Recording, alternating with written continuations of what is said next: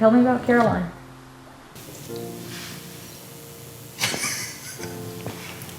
Well, I mean, she was, Caroline was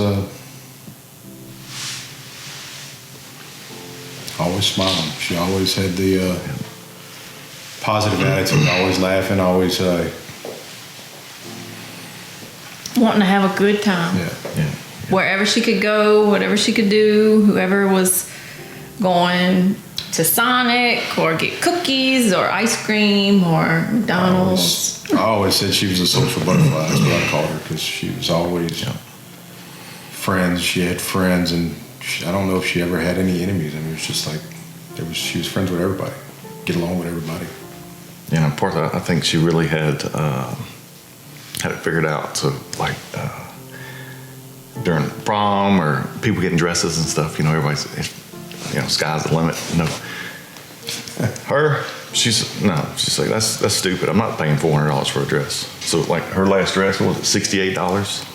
And $30 for the shoes or something like that. Mm-hmm. Yeah, and so when they would be getting like these name brand things, she's like, no, I'll find a knockoff for $10.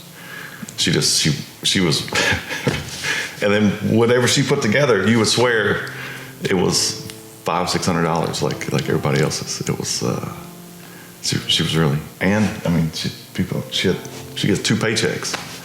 She worked at the school tutoring, and she worked at the At LA Athletics. Yeah, teaching the little kids on the tumbling, gymnastics, cheer, and doing all that stuff. So she wasn't just go to school and have fun, have her head in the sand kind of girl. She was an adult almost. Yeah. And she had just made 15, September 8th.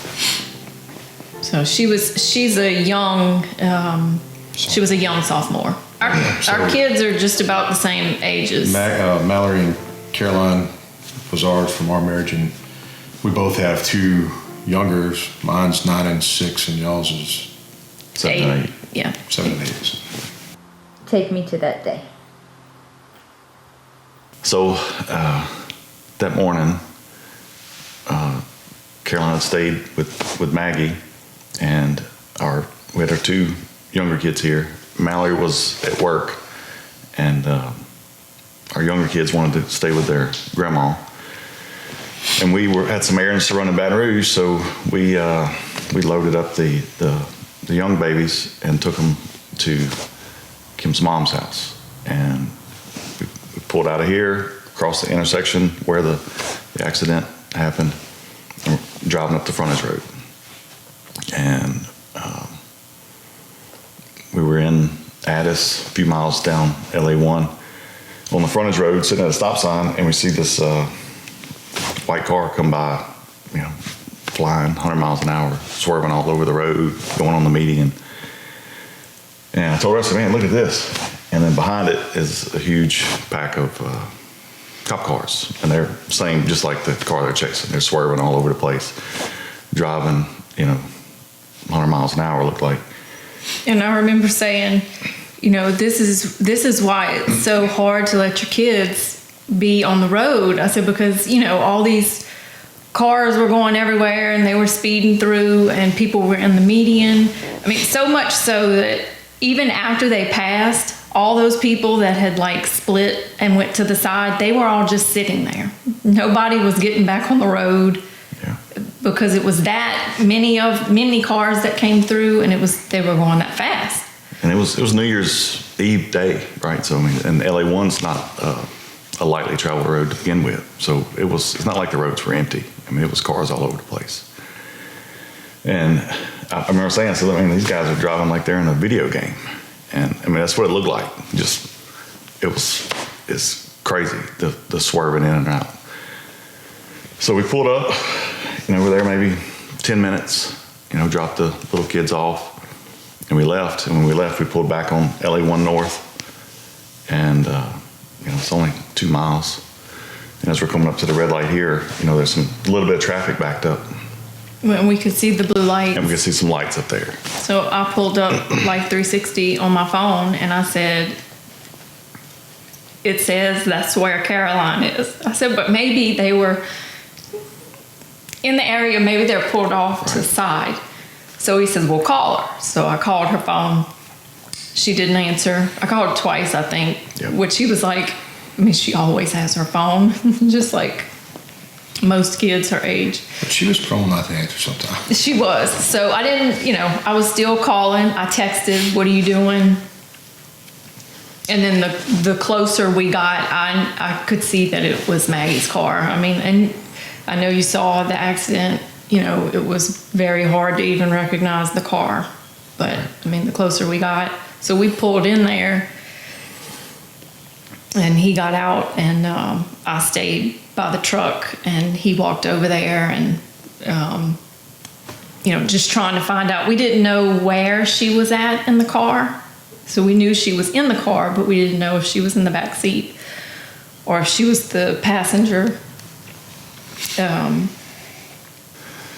So we pulled up, and I told Kim, I said, call Jason. And then I called Mallory, and because I didn't have Maggie's mom's number. So I called Mallory, and I said, look, there's been an accident. I said, I need Maggie's mom's phone number. Send it to me. So I didn't tell her anything else, right? So, and we didn't know at that point. So Mallory didn't send me the number. She ended up calling Maggie's mom and telling her. And then, so a few minutes later, Jason pulled up, and then shortly after that, Maggie's parents pulled up. When she didn't answer the phone, I knew whatever had gone on, she's involved in it somehow. When she didn't answer. And I walked over by the car too, and just by looking at things, I knew that if she was in the passenger seat, I knew that there was no way. I mean, the door was all the way to the center console in the car. Yeah. And I know a lot of the people around here. I don't know. I don't know. Just a strange feeling came over me, and I knew that she didn't make it. so I think they were trying to keep us, they were trying to get Liam out of the back seat. So it appeared, and at that time, I didn't even know that Liam was in the car. Again, I didn't know who was in the car. So, If I recall correctly, I think somebody said they were even trying to get her out of the back seat. I don't know. There's a lot. It's really. Yeah, I was told the same thing. So at that point, I was thinking either Caroline or one of the other girls that are normally in that group was in the back seat. and by that point, then they started pulling out the, tarps and stuff. But still, in my mind, I didn't really know. I guess, when you're in that situation, I wanted to believe that it was Not real. anything other than that. Yeah. So and shortly thereafter, the chief of police he said, look, he took our numbers and said, it'd probably be better if y'all weren't here, for the rest of it. So I brought Kim home, and then I went to go get Mallory. So I left and was on my way to get her from work because I didn't want her driving. And still at that point, I didn't tell her. We didn't know, but I didn't tell her the severity of it. I just said it was an accident. Well, halfway there, Kim called me and said that Mallory's moving. So I called Mallory, and somebody from work had brought her down there. So pulled up, and I saw her. I was still at the scene, and I actually saw her walking down the service road towards the accident. And it's crazy that it seems that I had my contacts in that day, so I could actually see, and I saw it was her, and I ran down there and tried to catch her before she got too close to the scene, because at that point they had told us that she would make it, and they were best friends. So all of the kids had their pair, his two little ones, our two little ones, and Mallory and Caroline. So How is Mallory doing? Mallory is such a good kid and, involved in a lot of things, always has been, has a busy schedule. And I think for as much as she can, that helps her to stay busy with school and, but she's a little adult. Yeah. She's an adult trapped in a kid's body in a roundabout way just because she manages a lot of stuff she does. With her schoolwork, she's very involved in everything at school, every aspect, dancing, beta, student council. Yeah. And Caroline works a job, and she does everything. Right. And Caroline was in as much stuff that she could be in with Mallory. So Mallory was on student council. I think this was Caroline's first year on student council. So they did a lot of stuff. They had their separate lives, but they had some of the same friends. They did a lot of the same things. And that was what was unique about it, is Maggie was right in between them. So Caroline always seemed to hang out with the a little bit older than her crowd, but I think that was because Mallory hung out with them. So Right. they always crossed paths. Yeah, and she was next year was going to be her big year. She was getting her braces off. Yeah, She's going to be a junior. She's getting her driver's license. So within 2 weeks. She just told me just that. had that conversation. That 2023 was going to be such a big year for her. And I asked her, I was like, well, are you ready for all that? I was like, because you growing up. I mean, you're going to be out of school before you know it. And she was like, not really. And then we kind of talked a little bit about what she would have wanted to go to school for, or, any of those things. And, getting her braces off was like a major thing. And that was really fixing. I mean, she was like, Feels like she had braces for 10 years. within that month, she was probably going to be. So. She always had just this little like I talked to her numerous times about what she wanted to be and what she wanted to wear. And she always just had this little carefree attitude, like, oh, I'll just kind of figure that out when that time comes. And Yeah, so that was a big difference between. So Mallory's, she's got ideas and plans, and Caroline used to always say, "I'm not going anywhere." It's that second-born child. I'm not leaving. So you always stuck with me. I'm not leaving. So What goes through you as a parent, if you can even put it into words, what the last month has been like for you guys? it still doesn't feel real to me. I mean, To me, there's a big empty spot now. It's like living a nightmare, I guess, in a roundabout's way. And nothing could ever bring it back. And it's never going to go away. And nothing will ever be the same. And even just little simple Saturday morning things that we would go do, like to go get donuts and coffees, and it's just not the same anymore. Because you don't have her laughing at the silly things in life, or playing with. I know she played with my two younger kids a lot, and I'm sure she plays with their kids a lot. And she was always poking fun at them, and the brotherly, sisterly bond that they all had was really unique, in my opinion, because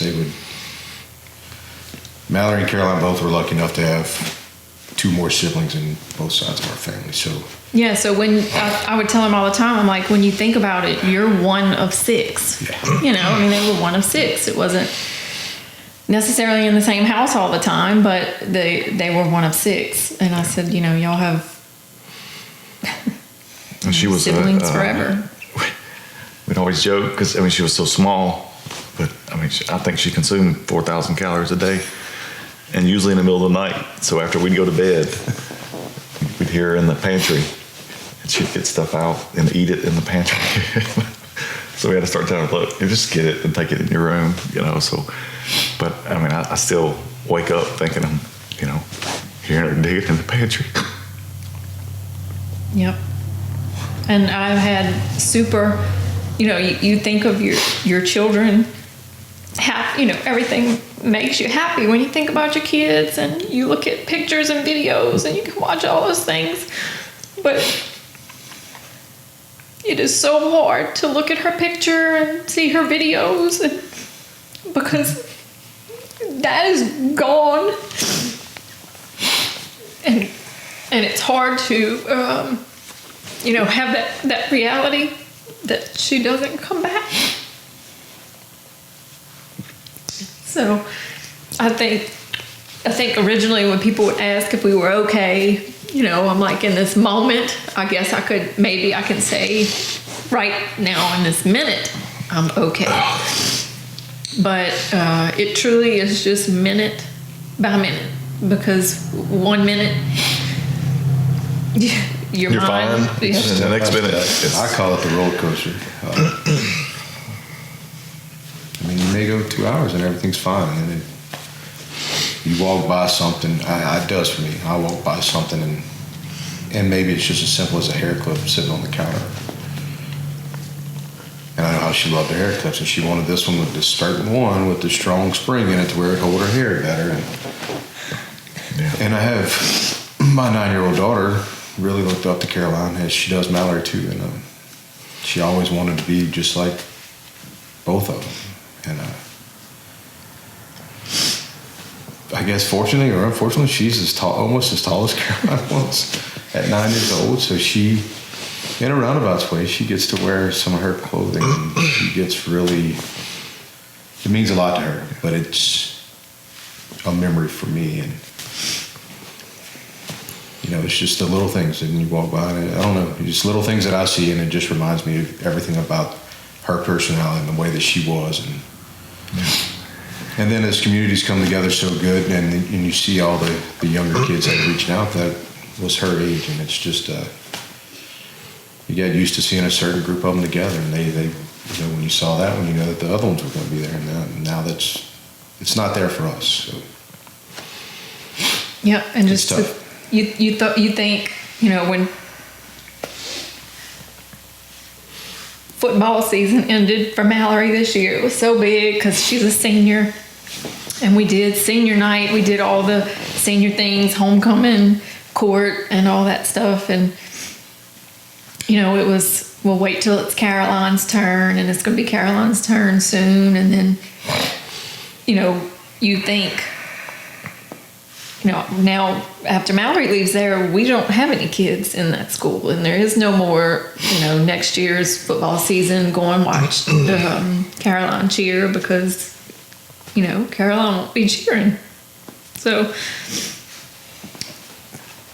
and the school has done a great job of remembering. I think they're remembering Caroline and Maggie, and the cheer squad is... Because, I know that's hard for them as well when you are with somebody every day like they were together. And it's been the whole school, the cheer team, the dance team, the football players, the baseball players. All of the kids in that age group. There was one group of them that cooked us all supper the first night. Mm-hmm. And they cooked. So, I can't thank this community, the businesses, the people. Yeah, people that don't know us. There's plenty of people who know us, and then there were people who didn't know us, and it didn't matter if they did or they didn't. This is where Caroline's from. And, like our meal train. Probably half the people on the meal train aren't necessarily people I know. Some of them are people that just knew Caroline, or some of them are people who don't know us at all. On the first few days, pretty much just left the door open, and there was people coming in here. I still have no clue who they were. They just come in here and drop something off and leave. Don't know. It's just. Or I'd go home and sitting on the steps at the back door, there's plate here and a plate there and a thank you card and gift cards. And, it's literally, to me, it's amazing the outreach that this community has done for us and the Dunn family altogether. I can't thank everybody enough, and I was floored by it, to be honest with you. I knew that everybody knew our kids, and And the west side is the best side. But in this scenario, and people know that they can't change anything, but anything that they can do to just make your day a little bit better, they do it. Yeah, it's been amazing. This is the first time the public is going to be able to look at you and hear you and see you. What do you want them to take away? Hopefully there's some type of change where it doesn't happen again. I mean, I can't remember the other person's name that was a few years ago in Point Capee. If something would have changed then, and there's pursuit laws right now that were all just ignored, which caused this to happen. And if things maybe were done differently in that last incident, maybe this doesn't happen. And we sat right here the other night talking about what could be the reason. And I said, look, maybe that incident happened, nothing changed. This incident, hopefully something changes, and maybe there's another event that doesn't happen in the future. Somebody else doesn't have to go through this.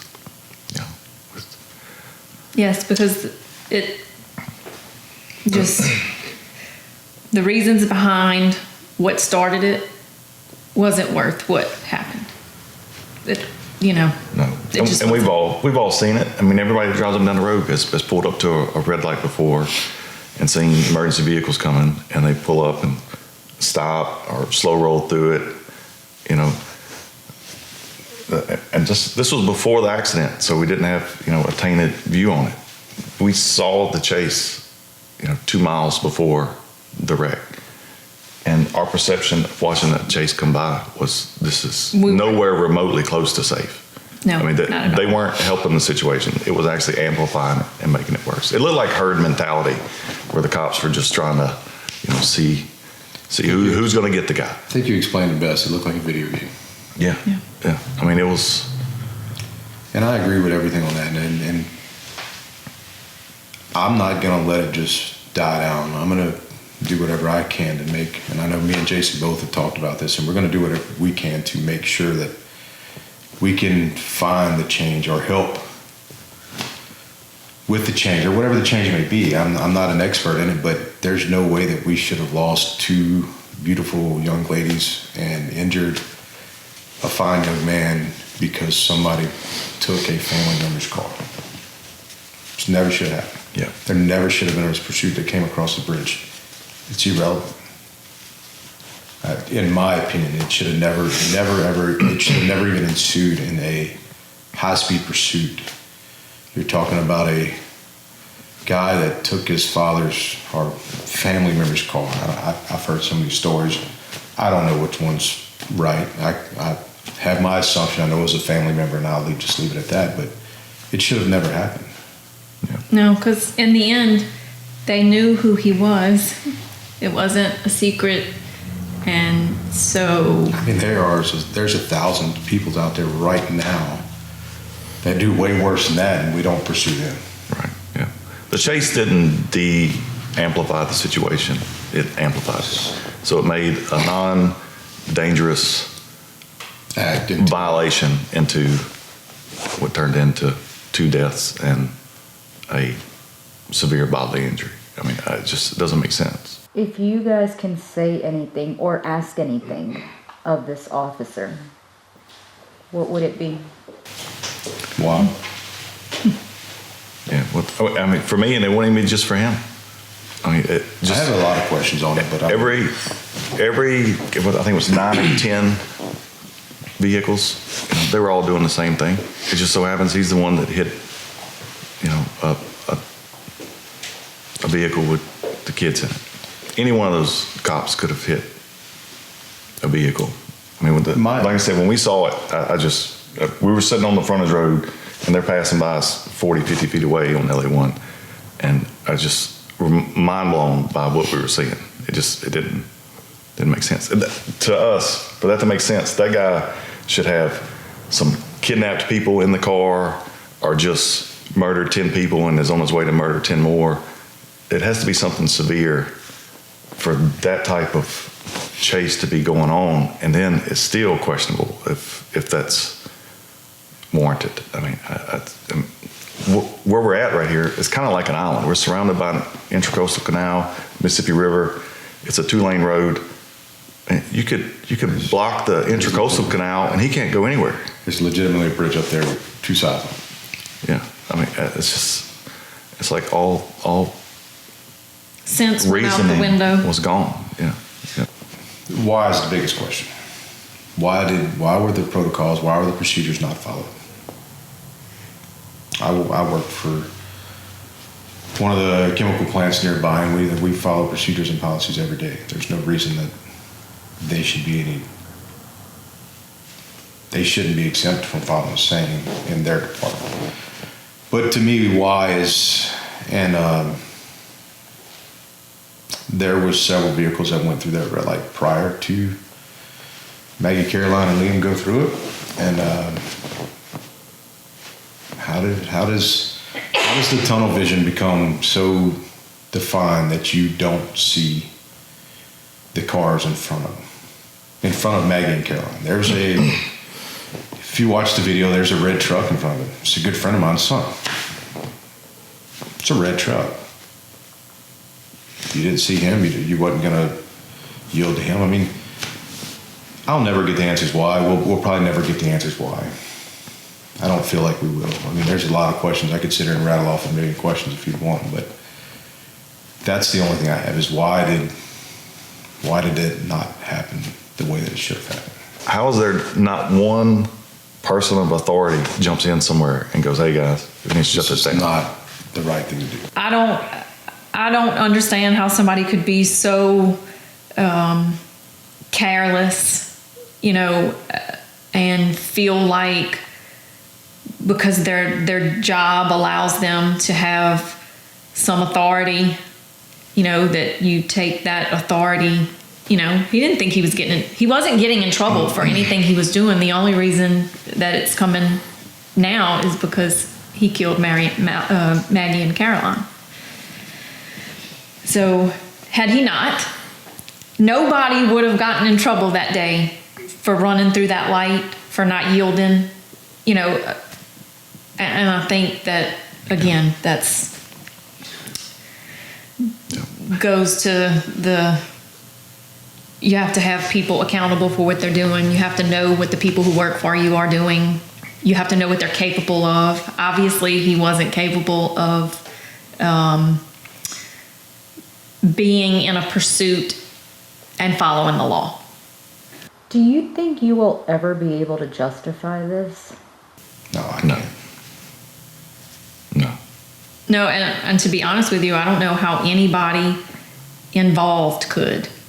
Meaning all of the policemen who were involved in the chase.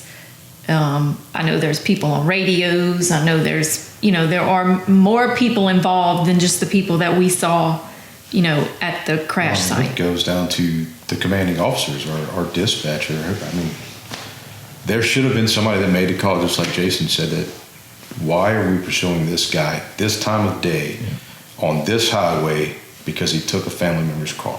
Yeah. Shut it down. I mean, There's no reason for it. Shut him down. He ended up giving up anyway, so why are we pursuing him? Y'all didn't stop him in the high-speed pursuit. We don't have the His audio. car broke down or whatever happened. Yeah, it's all out. Yeah. So we don't have the audio. We don't know what all was said on phones, mics, radio. But if when all that is finally heard by someone, if there isn't at least one person amongst all these jurisdictions that wasn't on there saying this needs to stop, then complete system failed. I mean, there has to be one person with enough sense to have been saying, this has to stop. Our life will never be the same. Our kids' lives will never be the same. You know, as a mom, I have at times read about things that other people losing children, and many times said, I do not know how people handle that. I do not know how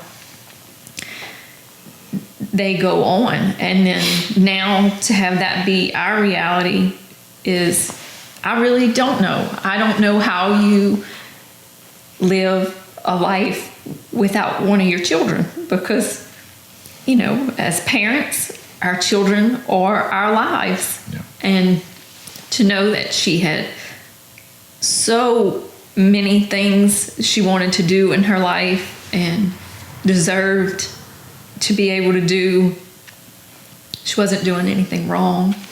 None of them were doing anything wrong. They were being kids. They were excited about having a New Year's get together, you know. And in that moment, I can just hope that she was never scared. She never saw it, and she was never scared. And it's not just Maggie and Caroline being gone. I mean, both families are robbed of that part of their family tree. So, you know, we're never going to see Caroline grow up, get married, have her own kids. You know, I mean, it's generations are gone now because of. And to me, and I agree with y'all 100% on everything. There's just gallons and gallons of laughter, and the times, like, Caroline was such a pleasure to be around.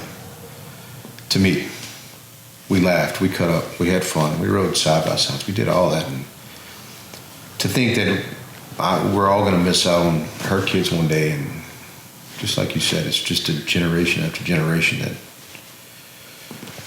I feel is taken from us. It'll never be the same. I don't even want to go to the beach anymore, because Caroline loved going to the beach. Yeah. And So to us, it feels like right now, and I don't see it going away, maybe fade some, but it basically anything we've done that would normally bring any joy, you feel guilty for feeling the joy. Luckily, we can lean on each other, and we talk about it frequently, and just being open about it between us. You know I don't talk to a whole lot of people about it, just because there's nothing that anybody can say or do or anything that's going to make it change for them. They know what I'm going through. Yeah. I know what they're going through. So I feel like we tend to talk about it amongst ourselves more than, than we probably talk to about a lot of people. But I mean, it's, we're doing the best we can do. I know I'm doing the best that I can do. I'm not saying, I don't want to speak for them, but I'm doing the best that I can do every day to carry on the good memories, make sure that the two young kids doesn't get bogged down with it. And I try to stay strong for them, and I try to take care of, the things that Mallory wants, or talk to her about it and make sure that she's doing okay. And just like I think a lot of parents do, we worry about, we put our kids first, and we try to take care of the kids, and then we'll worry about ourselves. So I feel like, I don't know how y'all feel, but I feel like I just put myself on the back burner, and I'm going to make sure that they're okay. And then whenever I figure out that they're okay, then I'll start going. I'm going that direction, but it's just because even for them and for all of us, all these things that are going to take place and happen, the little kids are going to get older. The more time goes on, it truly starts to make them realize that she doesn't come back. So for them at their age, it's hard to understand what really happened, so I think as time goes on, it becomes more of a reality for them that, and I think she don't come home. I think our holidays they're going to be changed forever. For the little ones, I know it's probably going to be really tough to just say July 4th or Christmas or Thanksgiving. It's going to be really hard for them to understand why she's not here. I think they understand, but Well, now New Year's reality Eve, of you know, normally that's, you know, Yeah. a day of celebration, starting a new year and new beginnings, and that's, I don't think that's ever going to be how we look at that day. To know that it literally affected, 4 separate families Yep. is tough for me. Not only that, and they're helping, or trying to get Liam back to, get him back to good health. And I mean, I could only imagine what they were dealing with. They didn't have the time for grief. Yeah. Because when they're not there, they're here. And They were they're fighting with dealing Liam. So, And just so sad because they were supposed to be having fun and doing good things and not being in the mausoleum next to each other. Right. all I can say is just don't forget and remember the good times. And I hope we can get some things changed to where no other families have to deal with what we've had to been, or we can lessen the chance of this happening to another family or to other young teenagers or anybody for that matter in this certain situation.